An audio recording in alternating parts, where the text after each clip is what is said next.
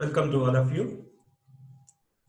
I am Dr. V. Venkateshwara Reddy, Associate Professor of Political Science, S.R. Biziernath Government College, Khammam. ఇప్పుడు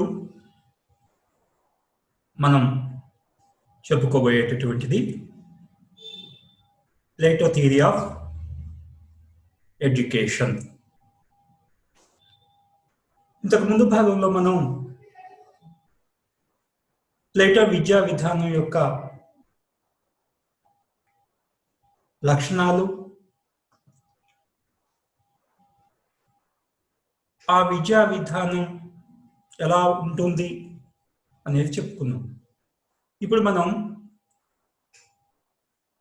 విద్యా ప్రణాళిక, Plato విద్యా ప్రణాళిక గురించి ఈ క్లాస్లో మనం డిస్కస్ చేద్దాం.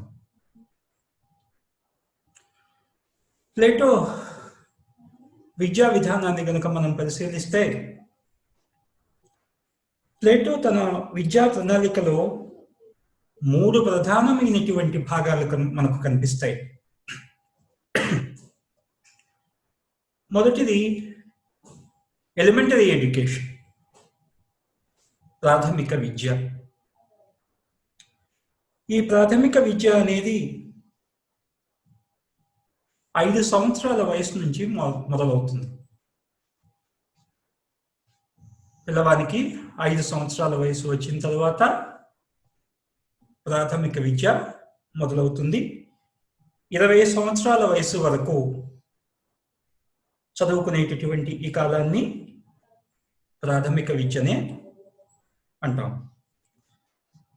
శైశవ దశ నుంచి 18 సంవత్సరాల వరకు ముందుగా నైతిక పునాదికి అవసరమైనటువంటి విద్య, నీతి వాక్యాలు, అలాగే మతపరమైనటువంటి సత్యాలు, గ్రీక్ ప్రజల విశ్వాసాలకు అనుగుణంగా వాళ్ళ మతాలకు సంబంధించినటువంటి విషయాలు బోధిస్తారు. ఈ దశలో పూర్తిగా సాధారణ విద్య మాత్రమే ఉంటుంది. విద్యను 3 ప్రధాన భాగాలుగా వర్గీకరించవచ్చు. ఒకటి శారీరక విద్య, 2 మానసిక విద్య, 3 జ్ఞానాత్మక విద్య. శారీరక విద్య అనేది దీనిలో వ్యాయామం, గురప్స్వారీ ఇలాంటి భౌతిక విద్యకు సంబంధించినటువంటి అంశాలు బోధించబడతాయి. ఇంకా మానసిక విద్యలో భాగంగా సంగీతం, సాహిత్యం, చిత్రలేఖనం, గానం మొదలైనటువంటి అంశాలు వాళ్ళ ఇష్టానికి అనుగుణంగా బోధిస్తారు. ఆ తరువాత జ్ఞానాత్మక విద్య అంటే జ్ఞాన సంబంధమైనటువంటి శాస్త్రాల బోధన. పిల్లవాడికి కేవలం చదువు మాత్రమే చెప్తే ఉపయోగం లేదన్నాడు ప్లేటో. ముందు ఆ పిల్లవాడు శారీరకంగా ఆరోగ్యంగా ఉండాలి, మానసికంగా సంతోషంగా ఉండాలి. పిల్లవాడిని పొద్దున్న నుంచి కూర్చోబెట్టి చదువు అంటే 24 గంటలు చదువు అంటే సాధ్యం కాదు. ఒకవేళ అలా చదువు అదే అనుకుంటే అది జ్ఞానాత్మక విద్య అని మనం అనుకుంటే కేవలం జ్ఞానం ఆ తలకు మాత్రమే సంబంధించింది, మిగతా శరీరానికి సంబంధించింది కాదు. మరి శరీరం అంటే అన్ని అంగాలు సమపాళలో ఉన్నప్పుడే అందంగా ఉంటుంది. మరి కేవలం జ్ఞానం ఒక్కటే చెప్తే అది సంపూర్ణ విద్య ఎలా అవుతుంది? ముందు శారీరక విద్య, పిల్లవాడి శరీరం ఆరోగ్యంగా ఉండాలి, ఆ తరువాత అతని మనస్సు సంతోషంగా ఉండాలి. అందుకోసం మానసిక విద్య, ఆ తరువాత జ్ఞానాత్మక విద్య. సో ఇప్పటి విద్యా విధానానికి ప్లేటో చెప్తున్నటువంటి విద్యా విధానానికి మధ్య తేడా చాలా స్పష్టంగా మీకు అర్థమవుతుంది. అలాగే చదవటం వ్రాయటం నేర్పుతారు. పెద్ద పెద్ద శాస్త్రాలు ఏమి ఉండవు కానీ చదవటం వ్రాయటం. ఆనాటి గ్రీకు సాంప్రదాయాలకు అనుగుణంగా హోమర్ గ్రంథాన్ని మాత్రం అధ్యయనం చేయిస్తారు. మనకు రామాయణ మహాభారతాలు ఉన్నట్లే గ్రీకులకు కూడాను హోమర్ రచించినటువంటి గ్రంథాలు ఇలిపిడస్, మీడియాస్ మొదలైనటువంటి హోమర్ గ్రంథం, ఈ గ్రంథాలన్నింటినీ కూడాను అధ్యయనం చేయిస్తారు. గణిత శాస్త్రంలో కొంత ప్రవేశం కల్పిస్తారు. సాధారణ విద్యకు ఎక్కువ ప్రాధాన్యత ఇస్తారు. మొత్తం మీద విద్య అనేది విద్యార్థి సుగుణశీలాలను పెంపొందించే లక్ష్యాన్ని కలిగి ఉండాలి. అంటే ఆడుతూ పాడుతూ చదువుకోవాలి, కష్టపడి చదువుకోకూడదు. 18 సంవత్సరాల వయసు వచ్చేంత వరకు ఇటువంటి విద్యని నేర్పుతారు. 18 నుంచి 20 సంవత్సరాలు అంటే ఈ 2 సంవత్సరాల కాలం కేవలం మిలిటరీ ట్రైనింగ్ ఇస్తారు. కంప్లీట్గా మిలిటరీ ట్రైనింగ్ ఇస్తారు. అంటే 20 సంవత్సరాల వయసు వచ్చేసరికి ప్రాథమిక విద్య పూర్తవుతుంది. అంటే దాదాపుగా మన డిగ్రీ లెవెల్, అది మొత్తం ప్రైమరీ ఎడ్యుకేషన్. 20 సంవత్సరాల వయసు వచ్చిన తర్వాత మొదటి పరీక్ష పెడతారు. మనం ఇంతకుముందు ఏం చెప్పుకున్నాం? పరీక్షల్లో తప్పేంత వరకు తప్పితే ఇక చదువుకోవడానికి అవసరం లేదు అని చెప్పుకున్నాం. పరీక్ష పాస్ అయితేనే పై చదువుకి, లేకపోతే లేదని చెప్పుకున్నాం. ఆ పరీక్ష ఎప్పుడు ఉంటుందంటే 20 సంవత్సరాల వయసు వచ్చాక ఉంటుంది. అంటే 20 సంవత్సరాల పాటు ఖచ్చితంగా చదువుకోవాల్సిందే. ప్రతి విద్యార్థికి 20 సంవత్సరాలు వచ్చే వరకు చదువుకోవాలి, తప్పనిసరి విద్య. 20 సంవత్సరాల పాటు చదువుకున్నటువంటి వ్యక్తికి సాధారణ జ్ఞానం, ధర్మం అంటే ఏంటో తప్పనిసరిగా తెలుస్తుంది. కనుక దేశంలో ఉన్నటువంటి ప్రజలందరూ కూడాను విద్యావంతులు అవుతారు. 20 సంవత్సరాల వయసు వచ్చిన తర్వాత పరీక్ష పెడతారు. ఈ మిలిటరీ ట్రైనింగ్ దేనికోసం అంటే విద్యార్థిలో ధైర్యాన్ని, ఆత్మ సంయమనాన్ని, సత్ప్రవర్తనను, క్రమశిక్షణను పెంపొందించడానికి ఉద్దేశించబడుతుంది. 20 సంవత్సరాల వయసులో మొదటి ప్రవేశ పరీక్ష జరుగుతుంది. ఈ మొదటి ప్రవేశ పరీక్ష తప్పినటువంటి వాళ్ళు ఇక మళ్ళీ చదువుకునే అవకాశం లేదు కదా వాళ్లకు. వాళ్ళందరికీ 1 సంవత్సరం ట్రైనింగ్ ఇస్తారు. ఈ పరీక్ష తప్పినటువంటి వాళ్ళు శ్రామిక వర్గంగా వెళ్ళిపోవాలి. అందుకోసం వాళ్ళకు 1 సంవత్సరం ట్రైనింగ్ ఇచ్చి, ఈ పరీక్ష తప్పినటువంటి వాళ్ళందరూ కూడాను దేనిలోకి, ఏ వృత్తిలోకి వెళ్ళదలుచుకున్నారో వాళ్ళ ఇష్ట ప్రకారం వాళ్ళకి ఆప్షన్ ఇస్తారు. వ్యవసాయం చేస్తావా, లేకపోతే చేపలు పడతావా, ఇంకో పని చేస్తావా, ఇంకో పని చేస్తావా. వాళ్ళు ఏదైతే ఎంచుకుంటారో ఆ పనిలో 1 సంవత్సరం పాటు శిక్షణ ఇస్తారు. శిక్షణ ఇచ్చిన తర్వాత ఆ పనికి అవసరమైనటువంటి పనిముట్లను కూడా ఇచ్చి అతన్ని సమాజంలోకి పంపిస్తారు. శ్రామిక వర్గంలోకి తను వెళ్ళిపోతాడు. ఇక చదువు అయిపోయింది. తను ఏ పని చేయదలుచుకున్నాడో ఆ పని గురించి తనకు అవగాహన ఉంది. ఆ పనిలో తనకు శిక్షణ ఇచ్చారు. ఆ పనికి కావలసినటువంటి పనిముట్లు ఇచ్చారు. కాబట్టి ఇక అతడు వెళ్ళి సమాజంలో తన పని తాను చేసుకుంటూ ఆ పనిలో నైపుణ్యాన్ని సాధించాలి. ఇంకా విద్య జోలికి రావడానికి అవకాశం లేదు. విద్య ద్వారా సమాజంలో వచ్చేటటువంటి వర్గాలను నిర్ణయిస్తున్నాడు ప్లేటో. మొదటి పరీక్ష తప్పినటువంటి వాళ్ళు శ్రామికులు అవుతారు. ఆ పరీక్ష పాస్ అయినటువంటి వాళ్ళు ఉన్నత విద్యకు వెళ్తారు. ఉన్నత విద్య ఇది 20 నుంచి 30 సంవత్సరాల కాలం వరకు ఉంటుంది. అంటే దాదాపు 10 సంవత్సరాలు ఉన్నత విద్య ఉంటుంది. ఈ 10 సంవత్సరాల కాలంలో మానసిక సంబంధమైన, భౌతిక సంబంధమైన శాస్త్రాలను బోధిస్తారు. ప్రకృతి, గణిత శాస్త్రాలను అధ్యయనం చేస్తారు. అంకగణితం, రేఖాగణితం, తర్కం, జ్యోతిష్యాలకు ఎక్కువ ప్రాధాన్యత ఉంటుంది. వీటితో పాటు వివిధ ప్రభుత్వ శాఖలలో శిక్షణ కూడా ఇస్తారు. అలాగే సైనిక శిక్షణ కూడా ఇవ్వబడుతుంది. విద్యార్థికి 30 సంవత్సరాల వయసు నిండిన తరువాత 2వ పరీక్ష నిర్వహించబడుతుంది.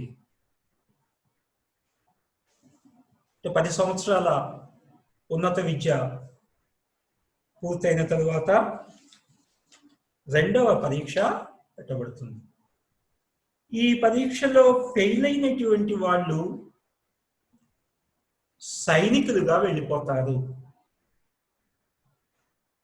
అక్కడ 2 సంవత్సరాలు ప్రాథమిక విద్యలో మిలిటరీ ట్రైనింగ్ ఉంది. ఇక్కడ 10 సంవత్సరాలు మిలిటరీ ట్రైనింగ్ ఉంది. అంటే ఒక సుశిక్షితుడైనటువంటి సైనికుడుగా తయారవుతాడు. సాదాసీదా సోల్జర్ కాదు. ఎందుకంటే ఇన్ని సంవత్సరాల ట్రైనింగ్ అతనికి ఒక మంచి సుశిక్షితుడైన సైనికుడిగా అతన్ని రూపొందిస్తుంది. అలా వాళ్ళు సైనికులుగా సైనిక వర్గంలోకి వెళ్ళిపోతారు. ఇక వాళ్ళకి చదువు అక్కడితో అయిపోతుంది. ఆ 2వ పరీక్ష పాస్ అయినటువంటి వాళ్ళు విశ్వవిద్యాలయ స్థాయి విద్యకు వెళ్ళిపోతారు. విశ్వవిద్యాలయ స్థాయి విద్య, యూనివర్సిటీ లెవెల్ ఎడ్యుకేషన్ అంటే మాస్టర్స్ అన్నమాట. ఇది 30 నుంచి 35 సంవత్సరాల వయసు వరకు ఉంటుంది. అంటే 5 సంవత్సరాల కాలం విశ్వవిద్యాలయ స్థాయి విద్య ఉంటుంది. ఇక్కడ తర్కశాస్త్రం, తత్వశాస్త్రం, గణిత శాస్త్రాలలో సంపూర్ణమైనటువంటి శిక్షణ ఇస్తారు. ఇది చెప్పాము, అది చెప్పలేదు అని లేదు. మొత్తం ఆ శాస్త్రాలన్నింటినీ వీళ్ళు ఆపోసన పడతారు. దీంతో పాటు ప్రభుత్వ నిర్వహణలో శిక్షణ ఇస్తారు.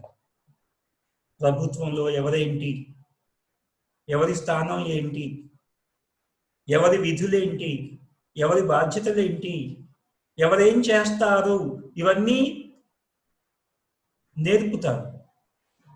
ఉదాహరణకు మన ప్రభుత్వం ఉంది చూడండి. Secretary, chief secretary, commissioner, director, officer, ఇట్లా రకరకాలైనటువంటి కేటగిరీస్ ఉంటాయి కదా. అవంటే ఏంటి, వాళ్ళు ఏం చేస్తారు, వాళ్ళ డ్యూటీస్ ఏంటి, ఎవరెవరి డ్యూటీలు ఎలా ఉంటాయి, ఇవన్నీ కూలంకషంగా ప్రభుత్వానికి సంబంధించినటువంటి మొత్తం పరిజ్ఞానాన్ని వీళ్లకు అందిస్తారు. 1 సంవత్సర కాలం పాటు పూర్తిగా ప్రభుత్వ నిర్వహణలో శిక్షణ ఇస్తారు. 35 సంవత్సరాల వయసు పూర్తయిన తరువాత అప్పుడు అతని విద్యాభ్యాసం పూర్తయినట్లుగా ప్రకటిస్తూ ఆ విద్యార్థిని ఫిలాసఫర్ కింగ్ గా ప్రకటిస్తారు. అంటే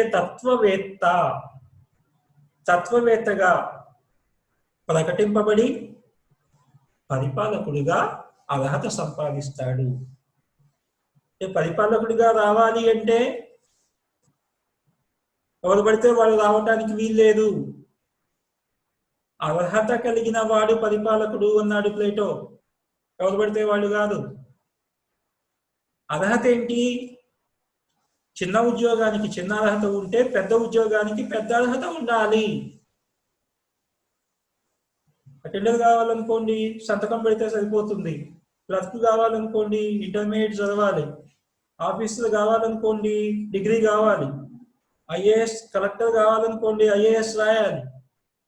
సో ఇట్లా ఒక్కొక్క స్టెప్ పెరిగే కొద్దీ అర్హత కూడా క్వాలిఫికేషన్ కూడా పెరగాలి. మరి రాజ్యాన్ని పరిపాలించేటటువంటి పరిపాలకుడు వీళ్ళందరికంటే పైనుండేటటువంటి వాడు కనుక అతనికి వీళ్ళందరికంటే ఎక్కువ జ్ఞానం ఉండాలి. అలాంటి జ్ఞానం కలిగినటువంటి వాడిగా తత్వవేత్తగా ప్రకటింపబడి అప్పుడు అతడు పరిపాలనకు అర్హుడవుతాడు.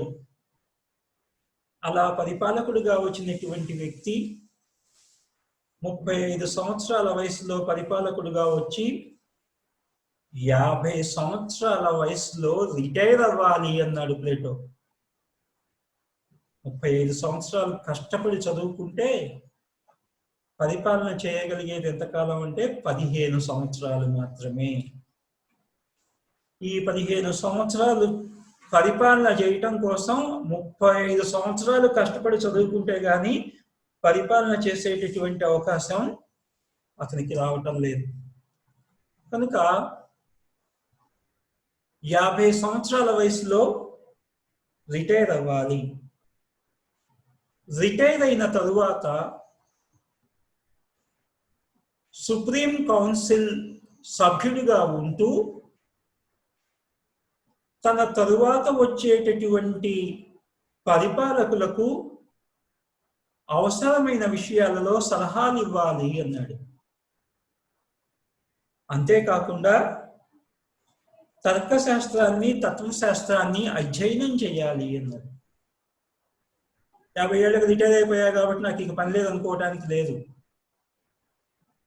50 ఏళ్ళకి రిటైర్ అయిన తర్వాత సుప్రీం కౌన్సిల్ సభ్యుడిగా ఉంటూ తత్వశాస్త్రాన్ని తర్కశాస్త్రాన్ని అధ్యయనం చేస్తూ పరిపాలకులకు అవసరమైన సందర్భాలలో సలహాలు ఇస్తూ ఉండాలి. అంటే విద్య అనేది నిర్విరామంగా జరిగేటటువంటి ప్రక్రియ, దానికి ముగింపు అనేది లేదు అన్నాడు. చదువుకి ముగింపు లేదు. ఎందుకంటే నాకంతా వచ్చు అని అనుకోవడానికి వీల్లేదు. ఎవరైనా ఏదో ఒక శాస్త్రంలోనే ప్రావీణ్యులు కాగలుగుతారు. ప్రపంచంలో ఉన్నటువంటి అన్ని శాస్త్రాలు ఎవరికి పూర్తిగా వచ్చే అవకాశం లేదు. నా చదువు అయిపోయింది అని చెప్పడానికి కూడా వీల్లేదు. చదువుకి ముగింపు అనేది లేదు. అది జీవితకాలం చేయవలసినటువంటి అన్వేషణ అంటున్నాడు ప్లేటో. వ్యక్తి తన జీవితాంతం కూడాను చదువుకుంటూనే ఉండాలి.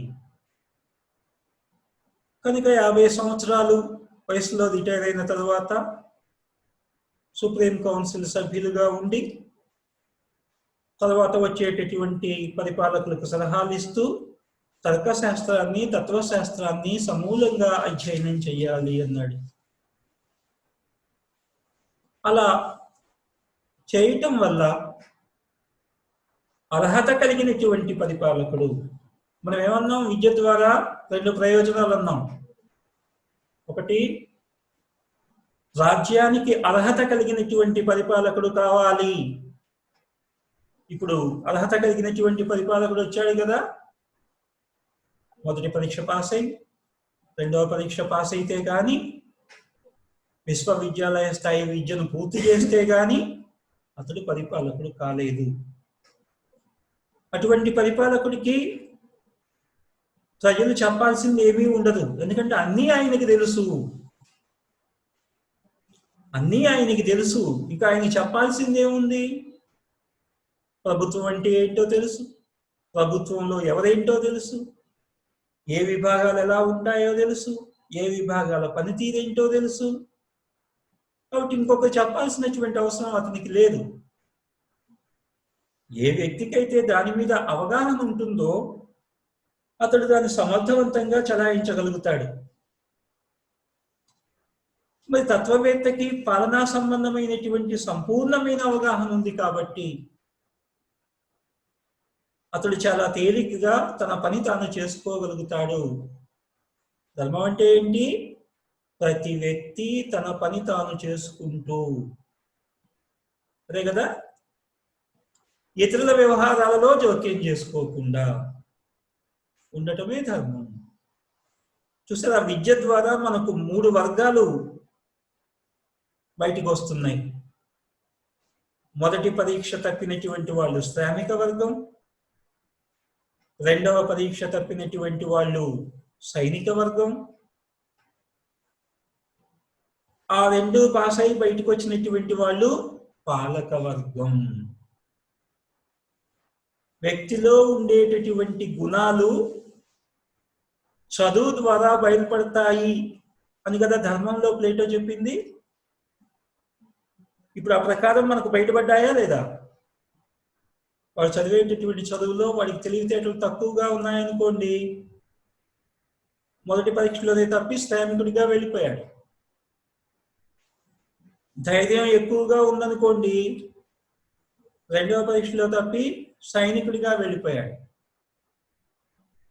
అలా సహజ సిద్ధమైనటువంటి గుణాన్ని ఆధారంగా చేసుకొని అతడు జీవించగలిగితేనే దానిలో అతడు నిష్ణాతుడుగా, నైపుణ్యం కలిగినటువంటి వాడిగా పని చేయగలుగుతాడు.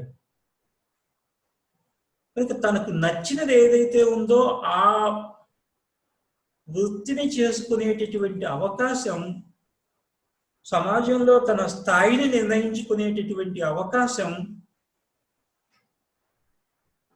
విద్య ద్వారా ప్లేటో అందిస్తున్నాడు. వ్యక్తిలో ఉండేటటువంటి గుణాలు హేతువు, ధీరత్వం, ఇచ్ఛ. హేతువు ఎక్కువగా ఉన్నవాడేమో సంపూర్ణ విద్యాభ్యాసం చేసి పరిపాలకుడయ్యాడు. ధైర్యం ఎక్కువగా ఉన్నవాడేమో సైనిక శిక్షణ తీసుకుని సైనిక వర్గంలోకి వెళ్ళిపోయాడు. ఈ 2 గుణాలు తక్కువగా ఉన్నటువంటి వాడు ఉన్నత విద్యను అందుకోలేక శ్రామిక వర్గంలోకి వెళ్ళిపోయాడు. సమాజంలో 3 వర్గాలు అతని చదువు ద్వారా నిర్ధారించబడుతున్నాయి. వ్యక్తి ఏంటి అనేది అతడి చదువు ద్వారా మాత్రమే నిర్ణయించబడుతుంది, ఇంకా దేని ద్వారా కాదు. రిజర్వేషన్ ద్వారానో, లేకపోతే మతం ద్వారానో, కులం ద్వారానో, ప్రాంతం ద్వారానో, జెండర్ ద్వారానో లేదు. కేవలం అతని ప్రతిభ ఆధారంగా మాత్రమే సమాజంలో వ్యక్తికి స్థానం అనేది లభిస్తుంది. కనుక ప్లేటో ఆశించినటువంటి అత్యున్నతమైనటువంటి పరిపాలకుడు దొరకటానికి అవకాశం కలిగింది విద్య ద్వారా. రాజ్యంలో ఉన్నటువంటి ప్రజలంతా కూడాను కనీస విద్యను పొందగలిగారు. 20 సంవత్సరాలు చదువుకున్నారు కదా తప్పనిసరిగా. 20 సంవత్సరాల వరకు పరీక్ష లేదు కాబట్టి 20 సంవత్సరాల వరకు అందరూ చదువుకున్నారు. పైగా ఆ చదువులో సైనిక శిక్షణ కూడా ఇమిడి ఉంది. అంటే భవిష్యత్తులో అవసరమైతే ప్రజలు కూడాను సైనికులుగా మారాల్సిన పరిస్థితి వచ్చినప్పుడు వాళ్ళు దానికి సిద్ధంగా ఉంటారు. అంటే యుద్ధం వచ్చినప్పుడు ప్రజలు కూడాను సైనికులుగా మారగలుగుతారు. ఎందుకంటే ఆల్రెడీ వాళ్ళకి సైనిక శిక్షణ ఉంది.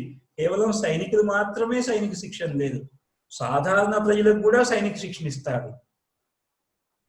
కనుక విద్య సమాజ వర్గీకరణకు దారితీస్తుంది. రాజ్యానికి అవసరమైనటువంటి పరిపాలకులను రూపొందించడానికి ఉపయోగపడుతుంది. అలా వచ్చినటువంటి పరిపాలకులు రాజ్య పరిపాలన చేస్తారు. మిగిలినటువంటి శ్రామికులు, సైనికులు తమ తమ విధుల్ని నిర్వర్తిస్తూ ఉంటారు.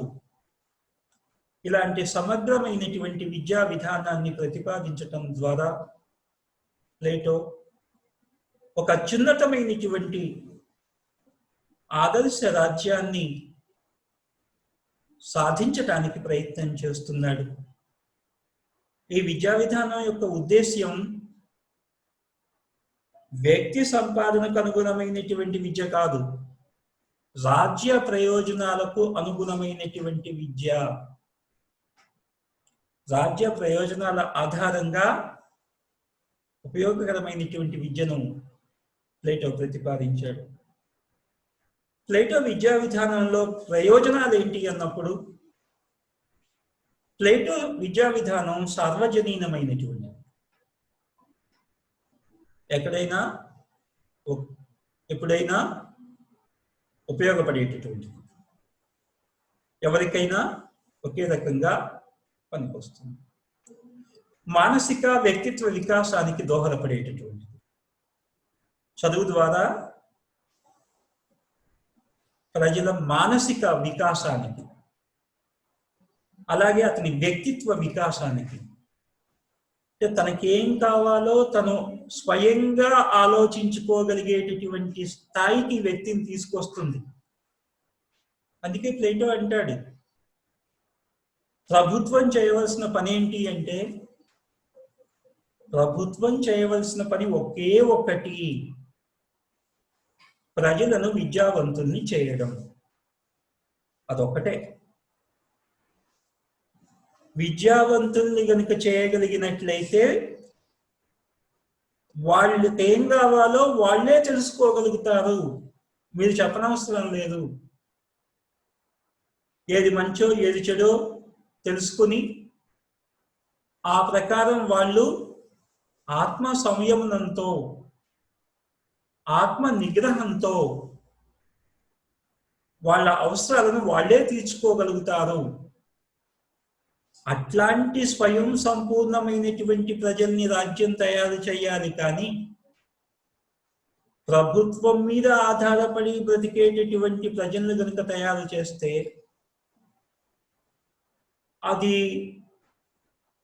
ఎప్పటికీ కూడాను ఒక బర్డెన్ లాగా ఉంటుంది తప్ప ప్రజలకు నిజమైనటువంటి ప్రయోజనం, దీర్ఘకాలిక ప్రయోజనం అనేది జరగదు. ప్రభుత్వం, రాజ్యం ఎప్పుడు మంచి రాజ్యం అవుతుంది అంటే రాజ్యంలోని ప్రజలంతా విద్యావంతులైనప్పుడు. కనుక ప్రభుత్వం యొక్క ప్రధానమైనటువంటి విధి ఒకే ఒకటి, ప్రజలకు చదువు చెప్పటం. మిగతావన్నీ దాని తర్వాతే.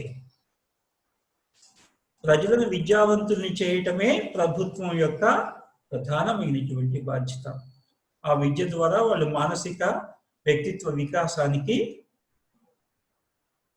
ఆ విద్య దోహదపడుతుంది. ఇక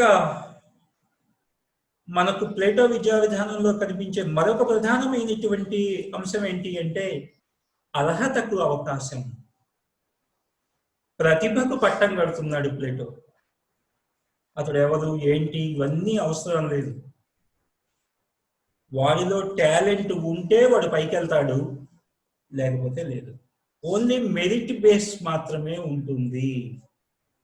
అలాంటి ప్రతిభకు ప్రాధాన్యత ఇచ్చేటటువంటి విద్యను ప్లేటో కోరుతున్నాడు. అలాగే వ్యక్తి నైతిక శ్రేష్టతకు కూడాను ప్లేటో ప్రాధాన్యత ఇచ్చాడు. వ్యక్తి నీతివంతుడైనటువంటి వ్యక్తిగా ఉండాలి. వ్యక్తిగా మాత్రమే కాదు, ఒక నీతివంతమైనటువంటి, నిజాయితీపరుడైనటువంటి వ్యక్తిగా ఉన్నప్పుడే అతడు మంచివాడవుతాడు. మంచి పౌరుడు కావాలి రాజ్యానికి, మోసం చేసేవాళ్ళు కాదు. నీతిగా, నిజాయితీగా, ధర్మబద్ధంగా ఉండేటటువంటి ప్రజలు కావాలి. కనుక విద్య ప్రజలకు నైతిక శ్రేష్టతను అందించాలి. ప్లేటో విద్యా విధానం గొప్పతనాన్ని వివరిస్తూ సబైన్ ఈ విద్య ద్వారా సామరస్యమైనటువంటి రాజ్య స్థాపన ఏర్పాటు చేయడానికి దోహదపడుతుంది అన్నాడు. కాబట్టి ఒక ఉన్నతమైనటువంటి లక్ష్యాలతో అత్యంత సహజ సిద్ధమైనటువంటి విద్యా ప్రణాళికతో ప్లేటో విద్యా విధానాన్ని ప్రతిపాదించాడు. దీని ద్వారా పాలకులను రూపొందించడం, ప్రజలకు అవసరమైనటువంటి కనీస జ్ఞానాన్ని అందించటం ప్లేటో ప్రధాన ఉద్దేశ్యం.